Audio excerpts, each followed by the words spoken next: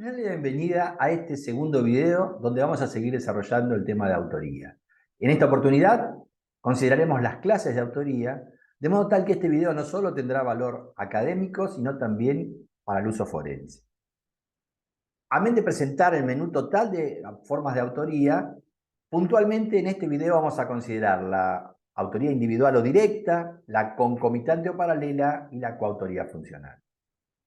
Haciendo pie en ese menú de clases de autoría, en primer lugar tenemos la categoría del autor, que es el autor individual o directo, fórmulas que pueden utilizarse de manera sinonímica, siendo que se trata de una sola persona que actúa como autor, hay un autor único, y es quien ejecuta por sí mismo la acción típica, de modo tal que tiene dominio de la acción. Ahora, más allá de que individual o directo pueden usarse como sinónimos, hay un sentido restringido de autor directo que utiliza Zaffaroni, donde el autor es un autor individual, pero que no lleva él el dominio de la acción, sino que se vale de otra persona, pero esa otra persona no realiza conducta, porque hay una causa de exclusión de la conducta. Este autor individual entonces tiene un dominio del acto, no de la acción. Por ejemplo, para romper una vidriera, yo empujo a una persona que uso en definitiva como un instrumento y rompe la vidriera. Esa persona no actúa bajo acción, porque ahí está esta causal de exclusión que es la fuerza física irresistible. Un segundo supuesto son los supuestos de coautoría. Intervienen en la ejecución varias personas. En primer lugar aparece esta categoría, la llamada coautoría concomitante o también llamada colateral o paralela, en la cual los sujetos que intervienen no intervienen llevando a cabo ningún acuerdo previo, no hay un plan, y en realidad cada uno de ellos realiza toda la conducta típica. Justamente porque realiza toda la conducta típica cada uno de ellos, es que para parte de la doctrina este no es un supuesto real de coautoría, sino un verdadero supuesto de autoría. La que sí es un supuesto de coautoría es la llamada coautoría funcional, en la cual varias personas intervienen, actuando todas ellas bajo un acuerdo, un plan común, y con división de funciones, de modo tal que cada uno de ellos hace un aporte con base en esa división de funciones a la ejecución del delito. Después aparece la autoría mediata, donde hay un sujeto que es el que lleva el dominio de la voluntad, que se encuentra por detrás y que mantiene el dominio del hecho, pero quien ejecuta es otra persona que es utilizada como un mero instrumento. Y esa persona es quien lo ejecuta. Aparece finalmente una cuarta categoría que Zaffaroni elabora bajo el nombre de autor de determinación, haciendo pie en que nuestro Código Penal, en el artículo 45, habla de quien hubiese determinado, y ahí entonces construye la figura del determinador, que para algunos supuestos, que son los que vamos a señalar ahora, tiene ciertas lagunas de impunidad, que si no estuviera esta construcción, podrían quedar impunes sus actos. Se trata de aquellos que no reúnen los requisitos especiales de autor, por ejemplo, no son funcionarios públicos, en un delito son los delitos especiales propios, o se tratan de delitos de mano propia, de propia mano, como por ejemplo el acceso carnal, y determinan a otro a actuar, no lo hacen ellos el delito, lo lleva adelante otro, simplemente ellos lo determinaron a que ese otro actúe. Pero resulta ser que ese otro que actúa lo hace, por ejemplo, bajo exclusión de la acción, sea por ejemplo por acto reflejo, fuerza física irresistible o estado de inconsciencia absoluta. Por ejemplo, yo determino a un sonámbulo a que acceda carnalmente a la víctima. Allí estaría con exclusión de la acción. Otro supuesto es que esté realizando una acción que es atípica, ya sea porque no reúne algunos de los requisitos del tipo objetivo o porque no tiene dolo, o porque esa persona que fue determinada por mí a actuar estaba justificada, cometió una acción típica, pero lo ampara una causa de justificación. En estos tres supuestos, sean delitos especiales o de mano propia, aparece esta categoría de autor de determinación, sobre el cual debo hacer una aclaración importante. No es autoría, no es autor de ese delito. Tampoco es instigador. Es autor de determinación, que es una tercera categoría. Este instituto lo vamos a ver en el cuarto video. Ahora nos vamos a concentrar en la autoría individual, en la coautoría concomitante y en la funcional. Como vimos en el video anterior, la teoría del dominio del hecho rinde frutos interesantes. Permite distinguir justamente autoría directa, coautoría y autoría mediata. Pero también vimos que hay que hacerle a ciertos correctivos, porque hay ciertos delitos, que son los delitos de dominio, en los que justamente esa teoría funciona a la perfección, pero como marca Roxin, hay otras categorías de delitos en los cuales el dominio del hecho no funciona como una gran categoría. En los de dominio sí, obviamente, se puede definir al autor como el sujeto que domina el hecho descrito del tipo. Pero eso no sucede en estas otras categorías. Así aparecen los delitos de infracción de deber, que tanto Roxin como Jacobs elaboran, aunque con algunos criterios diferenciales, que esos delitos de infracción de deber son aquellos en los que el tipo se centra en un deber especial que corresponde al rol del autor, y en los cuales lo que se requiere es la lesión del deber especial. Y esa lesión del deber especial solo está dirigida a los autores y no está dirigida a los partícipes. Y en esos delitos de infracción de deber no es necesario que haya existido dominio del hecho. Con lo cual, todo lo que vamos a decir respecto de delitos de dominio necesita reglas especiales para estas categorías. Categorías que abarcan los delitos especiales propios, como el que recién mencionábamos, donde se exige en el autor la calidad de funcionario, por ejemplo, los delitos de omisión y los delitos culposos. Después también marca Roxin que necesitan reglas también especiales los delitos de propia mano, como recién hablábamos del acceso carnal, que en el fondo son delitos de infracción de deber. Y una última categoría que también marca Roxin y que enunciamos en el video anterior, que son los delitos que exigen ciertos elementos subjetivos, como por ejemplo el hurto, que exige de parte del autor un ánimo de lucro. Lo que vamos a ver en este video son las formas de autoría respecto de los delitos de dominio. Vamos a comenzar con la autoría individual o directa.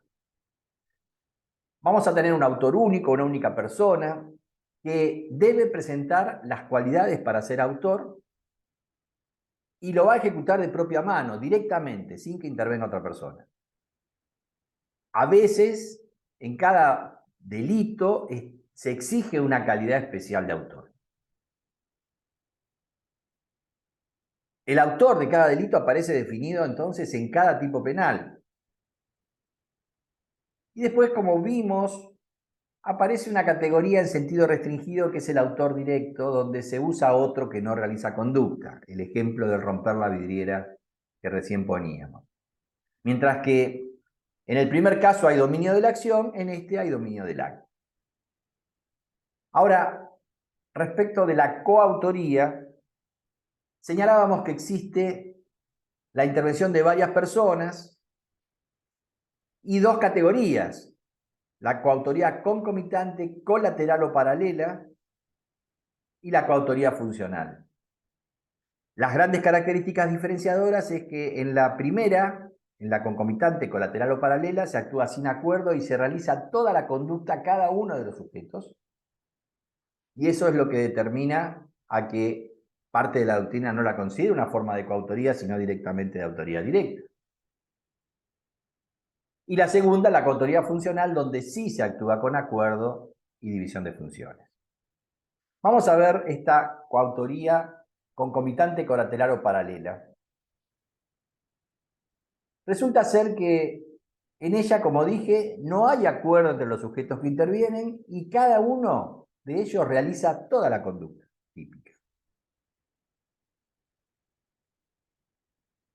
Como justamente el hecho de cada uno se aprecia y se juzga en sí mismo como si fuera un autor individual o directo, es entonces que aparece esa idea de que algunos la consideren directamente una forma de autoría y no de coautoría. Lo cierto es que los ejemplos ayudan a entender el instituto. Vamos a poner este ejemplo. M golpea a B y lo lesiona. Lo deja inconsciente. Y eso es aprovechado por C, que le sustrae la billetera. La solución es que como cada uno realizó todo el tipo penal de la conducta que llevó adelante, M será autor del delito de lesiones y C del delito de hurto. Hurto simple o para algunos será hurto calamitoso por su estado de inconsciencia. Ahora, si M y C estuvieran en un plan común, con división de funciones, lo que habría es coautoría funcional y los dos responderían como autores del robo, porque terminaron apoderándose de su billetera con violencia en las personas a través de las lesiones causadas. Y suponiendo que son lesiones leves, estarían consumidas esas lesiones dentro de la violencia del tipo del robo. Ahora, Pfister nos pone este ejemplo. Lesiones culposas a un pasajero en un choque donde X iba conduciendo a exceso de velocidad y Z no respeta la prioridad de paso y se produce esta colisión donde termina lesionado uno de los pasajeros que iban en alguno de esos dos autos. Aquí también tenemos un caso de autoría concomitante. Los dos van a responder por lesiones culposas, cada uno por la violación a su deber de cuidado. La realidad es que Zaffaroni nos muestra que este instituto de la coautoría concomitante es más frecuente en los delitos culposos que en los delitos dolosos. Y después aparece otra categoría dentro de estos supuestos de autoría concomitante a través de un ejemplo de Belsen, que es respecto del aprovechamiento del plan delictivo ajeno, pero con fines propios. Y el ejemplo que pone Belsen es este. H sabe que la banda XY están planeando el atentado contra un tren y aprovechando esto, H lo induce a su tío millonario para que viaje en ese tren con la idea de que muera y pueda sucederlo. Y resulta ser que todo esto sucede. La solución, como autoría concomitante, es que H es autor concomitante junto a XY del homicidio del tío. Por supuesto, X e Y no solo será del homicidio del tío, sino de todos aquellos otros que hayan causado con el atentado. Vamos a pasar a la coautoría funcional. Esta coautoría funcional es aquella en la cual los varios sujetos que intervienen en la ejecución actúan con acuerdo, con un plan común, y además lo hacen con división de funciones. Vamos a valernos de esta definición de Jacobs. Dice Jacobs, existe coautoría cuando según el plan, ahí está el acuerdo, el plan de los intervinientes, se distribuyen las aportaciones necesarias para la ejecución, allí está la división de funciones, y Jacobs dice que eso puede ser en todos los estadios del delito, sea entre los distintos estadios, de manera que personas no participantes de la ejecución codeterminan la configuración de esta o el que se lleve o no a cabo. Bueno, sobre todo esto último, vamos a dejar para dentro de un ratito el análisis, porque vamos a ver que hay diferencias respecto de la consideración de si puede ser en todos los estadios del delito o tiene que ser en la etapa de ejecución. Pero lo que debemos destacar aquí es que lo relevante es que esos sujetos actúan según un plan en el cual se distribuyen las aportaciones necesarias. Y vamos a ver las características entonces de esta coautoría funcional. En primer lugar, como actúan con acuerdo, tienen una decisión común respecto del hecho. Esto es lo que puede considerarse el aspecto subjetivo de la coautoría. En este sentido, hay una decisión común al hecho que supone un acuerdo recíproco entre los sujetos que puede ser expreso o puede ser tácito. Frente a determinada situación, deciden de común acuerdo, pero sin haberlo hablado antes, actuar. Sobre la perpetración, es este acuerdo expreso tácito, una perpetración que va a ser común y que puede establecerse esa decisión común hasta el momento de la consumación, no con posterioridad a la consumación. Como esto es un aspecto subjetivo, cada coautor ha de ser subjetivamente coportador de la decisión común. Esta lógica se limita a los delitos dolosos, en los cuales hay una concurrencia querida, consciente y con división de trabajo entre los distintos autores. Y esa división de trabajo da lugar a esta segunda pauta, porque como está en la definición de Jacobs, se distribuyen las aportaciones necesarias para la ejecución. Sin esa división de trabajo, la comisión del tipo penal sería irrealizable. Ahora, esto supone el aspecto objetivo de la coautoría funcional. Y supone que existe un codominio del hecho, hay un dominio del hecho compartido. En ese sentido, cada coautor tiene en sus manos el dominio final del hecho a través de su función específica en la ejecución del suceso total. Porque como el plan concreto incluye su aporte, si él no hace su parte, el hecho fracasa. La cuarta característica de esta coautoría funcional es la intervención en la comisión a título de autor.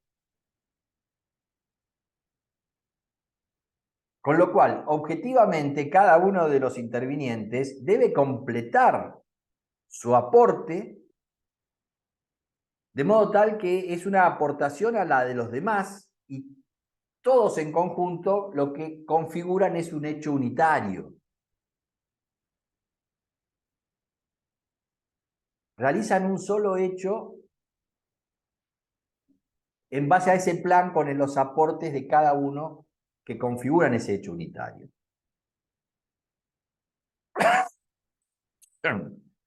Vamos a ver cómo es la contribución efectiva al hecho en la ejecución. Ese hecho común se puede ejecutar con un aporte simultáneo. Por ejemplo, uno se apodera y el otro amenaza. En un robo, uno le dice, danos las cosas o te matamos, y el otro le revisa los bolsillos y se apodera de las cosas que le sustrae. O puede ser sucesiva. Por ejemplo, uno de los coautores coloca la bomba y el otro después la hace detonar activando el detonador. Los aportes comunes en un caso se dan de manera simultánea, en el otro se dan de manera sucesiva. Y aquí vamos a retomar el tema que dejamos pendiente de la definición de Jacobs. Por ejemplo, Dona, que va en línea con lo que señala Jacobs, dice que puede ser coautor quien objetivamente solo realiza actos preparatorios de ayuda, cuando es coportador de la decisión común al hecho. Si bien interviene en actos preparatorios, sí necesariamente debe ser coportador de la decisión común al hecho. Lo que se requiere entonces es la coparticipación especial en el planeamiento del delito. Y esto permitiría, desde la lógica de Dona, que es la que marca Jacobs, que por ejemplo el jefe de la banda, que es el que planeó el hecho, el que distribuyó los roles de los ejecutores, que dirige la obra, es coautor pese a que no realice actos ejecutivos. Intervino en la fase preparatoria y tiene el control, pero no está materialmente interviniendo en la fase ejecutiva con actos concretos. Ahora, esta postura de Dona va en línea con lo que marca Jacobs en su definición, pero por ejemplo, para Ricci y Zaffaroni, si solo se hizo un aporte imprescindible durante la etapa preparatoria, no puede ser coautor, será un cómplice primario. Finalmente, hay que establecer esta pauta, que es el límite a la responsabilidad. La historia es que cada coautor responde solo hasta donde alcanza el acuerdo, ese acuerdo recíproco, y no habrá responsabilidad por el exceso en el que incurra otro de los ejecutores.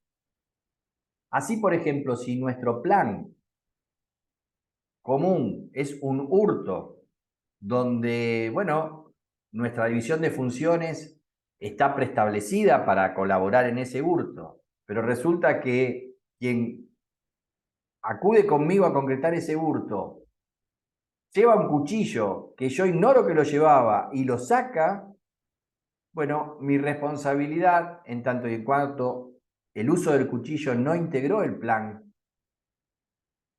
no llega hasta el delito de robo con armas, sino solo hasta el delito de hurto. Y el que sacó el cuchillo sí responderá por robo con armas. Bueno, hasta aquí hemos llegado con este video. En el próximo video vamos a tratar el tema de la autoría mediata. Vamos a ver cuáles son sus reglas y cuáles son sus distintos supuestos. Los espero en ese video. Muchas gracias.